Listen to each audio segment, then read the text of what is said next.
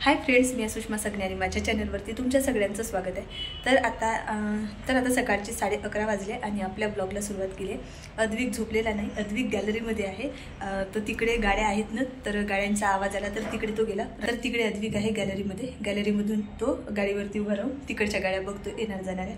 आज त्याला झोपवलं नाही, आता त्याचं रुटीन सुद्धा बदलवायचं आहे, कारण तर रात्रीचा तो त्रास देतो, दिवसभर चांगला झोपतो आणि रात्री झोपत नाही, म्हणून त्याचं रुटीन थोडंसं बदलवायचं आहे। म्हणून त्याला आता झोपवलेलं नाही, नाहीतर या टायमाला तो झोपतो आणि निवांत मग मी शिवांशला घ्यायला स्कूलमध्ये जाते। आता 11:45ला शिवांशला घ्यायला मी स्कूलमध्ये जात असते। तर म्हटलं त्याला झोपवावं नाही, दुपारी जेवण वगैरे केल्यानंतर मग त्याला झोपवते, म्हणजे थोडासा 3 वाजेपर्यंत 4 वाजेपर्यंत झोपला की त्यानंतर मग त्याला झोपवण्याची गरज पडणार नाही, म्हणून मग त्याला आता झोपवलेलं नाही। तर त्याचं थोडंसं झोपण्याचं रुटीन बदलवावं लागणार, तरच तो रात्रीचा त्रास देणार नाही। तर आता त्याचं रुटीन तेवढं बदलवायचं आहे आणि मी सगळे घरातले कामं आवरून घेतले, कारण तर आता शिवांशला घ्यायला स्कूलमध्ये जावं लागतं। मग त्याला स्कूलमध्ये घ्यायला जायच्या आधीच सगळे कामं आवरून घेते आणि त्यानंतर मग त्याला स्कूलमध्ये घ्यायला जाते।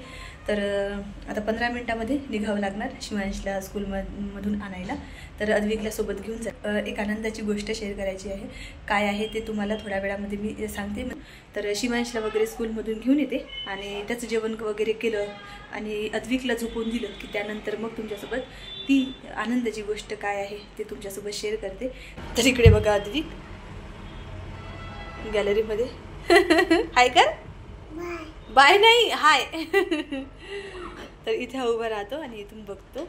तर आज ना थोडे ब्लँकेट टाकले बाहेर सुकायला, तर ते आहे वाढत इकडे आणि तिथून जी जागा आहे थोडीशी तिथून तो बघत आहे तिकडच्या गाड्या। काय बघतो? ही गाडी चालली ना, ही गाडी चालली। तर तो त्याचा खेळत आहे आणि झोपण्याची पण आता गडबड करत नाही, म्हणजे चिडचिड वगैरे करत नाही आहे। म्हटलं निवांत त्याला मग शिवांशला स्कूलमधून घेऊन येते आणि त्यानंतर त्याला झोपवते। चला मग आता मी शिवांशला घ्यायला जाते स्कूलमध्ये, शिवांशला घेऊन येते घरी आणि त्यानंतर मग ती आनंदाची गोष्ट शेअर करते। आताच दुपारचे वाजले 2 आणि 12 वाजता जाऊन शिवांशला स्कूलमधून घेऊन आले। त्यानंतर या दोघांनाही जेवण खाऊ घातलं आणि त्यानंतर मग आता दोघंही झोपत आहे, म्हणजे आत्ताच अद्विकला मी झोपवलं आणि तिकडे शिवांश पण झोपण्याचा प्रयत्न करत आहे। तर आनंदाची बातमी अशी आहे की माझ्या आईबाबाच्या नवीन घराचं बांधकाम पूर्ण झालं आहे आणि लवकरच नवीन घराची वास्तुपूजा आहे, तर त्याच्यासाठी आम्हाला गावाला जायचं आहे। तर खूप आम्ही खुश आहोत। या क्षणाची ना आम्ही खूप महिन्यापासून वाट बघत होतो। तर उन्हाळ्यापासून घराच्या बांधकामाला सुरुवात झाली होती। जेव्हा मी उन्हाळ्यामध्ये गावाला गेली होती तेव्हा तुम्हाला मी सांगितलं होतं, तेव्हा तर नुकतेच खड्डे खणले होते घर बांधण्यासाठी, तीच सुरुवात होती आणि तेव्हा मी तिथे होते आणि जेव्हा मग तेव्हापासून घराचं बांधकाम सुरू झालं ना, काही दिवस मी गावाकडे होते, तिथून मग घराच्या बांधकामाला सुरुवात झाली। मधात मग पावसाळा आला, पावसाळ्यामुळे बरेच दिवस कामं थांबत होते आणि असं करता आत्ता म्हणजे पूर्ण घर बनून तयार झालेलं आहे। तर वास्तुशांतीची पूजा 28 डिसेंबरला आहे। आम्ही इथून निघणार आहोत 24 डिसेंबरला आणि त्या आठवड्यामध्ये ना 24 ते 31च्या दरम्यान, त्या आठवड्यामध्ये तर ख्रिसमसच आहे।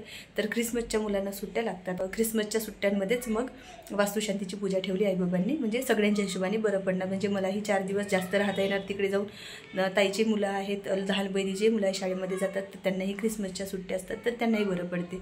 म्हणून मग सगळ्यांच्या हिशोबाने, सगळ्यांच्या मुलांच्या हिशोबाने, शाळेच्या हिशोबाने आईबाबांनी माझ्या ख्रिसमसच्या सुट्ट्यांमध्ये वास्तुशांतीची पूजा ठेवली आहे। तर जास्त दिवस राहिले नाही, म्हणजे पुढच्या बुधवारी, हा बुधवार गेला की पुढच्या बुधवारी आम्ही इथून निघू, म्हणजे 1 हप्ता बाकी राहिला फक्त वास्तुशांतीला जाण्यासाठी।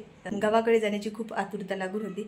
दिवाळीला गेले नव्हते, कारण तर घराचं बांधकाम चालू असल्यामुळे तिथे खूप जास्त अस्तव्यस्त पसारा पडलेला असतो, लहान मुलांना तिथे सांभाळणं खूप कठीण होतं, म्हणून मग मी दिवाळीमध्ये जाण्याचा विचार केला नाही आणि दिवाळीच्या ऐवजी मग मी वास्तुशांतीलाच जाणार असं ठरवलं होतं आणि दोनदा माझं जाणं होत नव्हतं। दिवाळीला गेले नाही तर भावाला भाऊबीजेचं काही गिफ्ट वगैरे घेतलं नव्हतं, तर आता वास्तुशांतीला जेव्हा जाणार तेव्हा मग भावाला सुद्धा त्याचं गिफ्ट मी घेणार आहे।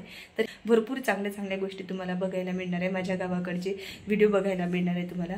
तर मी तर खूप खुश आहे. आम्ही सगळेजण ह्या क्षणाची वाट बघत होतो की कधी घर होते, कधी एकदाचा वास्तू होतो आणि आम्ही त्या घराला कधी बघतो. कारण ते हे स्वप्न माझ्या आईबाबाचं होतं आणि आमचंसुद्धा होतं की आईबाबाचं चांगलं घर असावं. आणि तर मस्त मोठं घर बांधलेलं आहे सगळ्यांचा विचार करून आईबाबांनी, आणि ते स्वप्न आईबाबाचं होतं.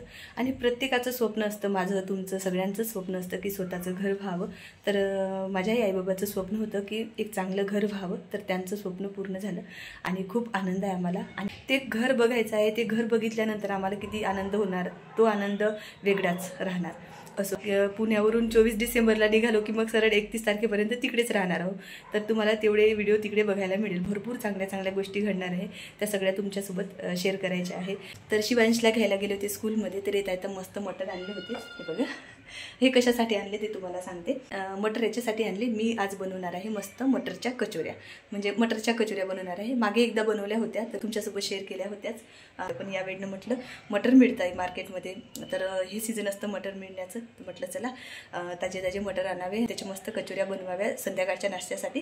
मुलं झोपली की असं शांत वाटतं. मुलं जागे असली की इतकी चिडचिड करतात ना, पळापळ असते घरामध्ये, आवाज असतो. सगळ्या शेंगांमधून ना दाणे काढून घेते आणि दाणे काढून झाल्यानंतर मग बोलते तुमच्याशी. एक पाव आणले होते वाटाण्याच्या शेंगात. एक पाव वाटाण्याच्या शेंगांमधून एवढे दाणे निघाले, म्हणजे एवढेही वाटाणे मी वापरणार आहे कचोऱ्या करायला. तर आता मुलं झोपलेले आहेत, तर निवांत वातावरण आहे, जास्त चिडचिड पण नाही आणि आवाज पण येणार नाही व्हिडिओ बनवताना. तर मी काय करते, कचोरीचा मसाला तयार करून घेते आणि कचोऱ्या बनवण्यासाठी पीठ पण मळावं लागणार. तर ते पीठ वगैरे सगळं मळून ठेवते बाजूला आणि मसाला पण तयार करून ठेवते, म्हणजे मुलं उठल्यानंतर मग लगेच बनवले की तळायला घ्यायला बरं पडणार. तर आता मी सगळी तयारी करून घेतली कचोरी बनवण्यासाठी. तर इथे वटाणे चांगले भाजून घेतले आणि चांगले शिजून झाले. तुम्हाला सगळी तयारी करून घेतली. म्हणजे इकडे मसाल्याचा डबा घेतलाय, कढई ठेवली आहे गॅसवरती आणि त्याच्यात तेल टाकून ठेवलंय. तेल गरम झालंय, फोडणी देऊन देते.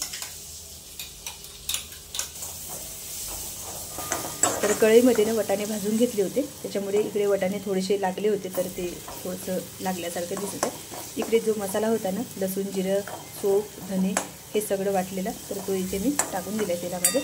थोडा वेळ होऊ देते. कडक आणि थोडासा मसाला,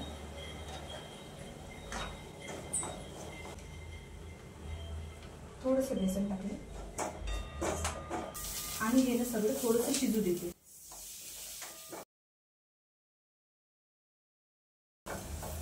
तर जे बेसन मी टाकलं होतं ना ते शिजून झालेलं आहे. आता त्याच्यामध्ये टाकते हे मटर जे शिजवून घेतले होते ते. आणि आता बघा मी चम्मचनीच मॅश करणार. तर इथं तुम्ही बघू शकता मटर टाकून दिले आणि ते सगळे आता मी असे मॅश करून घेत आहे. असे पाहिजे होते, म्हणजे असे दिसले पाहिजे मटर कचोरीमध्ये. तर ते सगळे आता मी मॅश करून घेत आहे. जे मला एखादी दिसत आहे ना त्याला मी असं प्रेस करून दाबून ते मिक्स करून घेत आहे. कचोरीमध्ये भरायचा मटरचा मसाला तयार झालेला आहे. तर तो आता चांगला थंड होऊ देते आणि कचोरीसाठी पीठ भिजवावं लागणार. तर इथे कचोरीसाठी जे लागणारं पीठ आहे ते भिजवून तयार झाले. 15 ते अर्धा तास हे असंच बाजूला ठेवून देते. कचोऱ्या बनवते तेव्हा तुमच्याशी बोलते. चला तर मी या छोट्या कढईमध्ये तळून घेणार आहे. का या कढईमध्ये तळते त्यामागचं कारण सांगते. गावाकडून मी येताना एक चांगली कढई आणली होती लोखंडी. ती ना मी भांडे काही किचनमध्ये काढून भरून ठेवले एका ठिकाणी, एका डब्यामध्ये, त्याच्यामध्ये टाकून ठेवले आणि ती खूप आतमध्ये गेली. आता ते काढण्यासाठी बाकीचे सगळे भांडे काढावे लागणार आणि ते आवाज होणार, म्हणून मग ती काढलीच नाही. आणि या कढईमध्ये तळण्यामागचं कारण आम्हाला ना कोणताही पदार्थ तळला आणि त्यानंतर जे शिल्लक तेल उरतं ना तळलेलं ते, त्याची भाजी किंवा त्याच्यात काही बनवून खाण्याची इच्छा होत नाही. मला आवडत नाही, मिस्टरांना सुद्धा आवडत नाही. तर मग जास्त तेल तळायला घ्यायचं आणि मग ते वेस्टेज घालवायचं मला पटत नाही. म्हणून मग मी कमी तेल खर्च झालं पाहिजे आणि आपलं काम पण झालं पाहिजे. प्रत्येकाची पदार्थ बनवण्याची पद्धत वेगवेगळी असते. तर माझी अशी आहे आणि मी तुमच्यासोबत शेअर करते. तर असं नाही म्हणत की मी जे करते तेच तुम्ही करा. तुम्ही मोठ्या कढईमध्ये भरपूर तेल घेऊन एका वेळेस 5-6 कचोऱ्यासुद्धा तुम्ही तळू शकता. तर मी छोटी कढई आहे, तर एकच कचोरी माझी तिथे बसणार आणि एकच कचोरी मी ती तळून घेणार आहे. तेल गरम करायला ठेवून दिले कढईमध्ये. आता ना मस्त मी गोळा घेतलाय, छोटी चपाती करून घेतली आणि त्याच्यामध्ये मी आता हे सारण टाकणार आहे.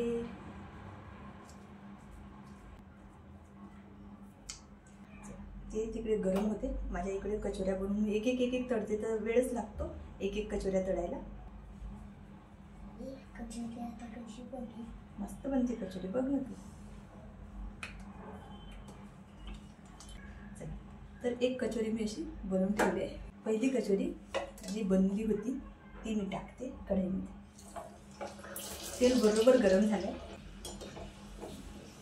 तर पहिली कचोरी जी टाकली होती ना तळायला ती चांगली तळत आहे. एक कचोरी अशी मस्त तळून तयार आहे. कमी फुगली तरी चालते. 3 कचोऱ्यात बनून तयार आहे आणि सोबत हिरव्या मिरच्या सुद्धा मी तळून घेतल्या आणि एक कचोरी इकडे तळत आहे. तर तुम्हाला दाखवते बघा कशा झाल्या ते. किती भारी मसाला वगैरे मस्त असा पूर्ण कचोरीभर झालाय. आणि इकडे पण बघू शकता तुम्ही, गरम आहे बाळा.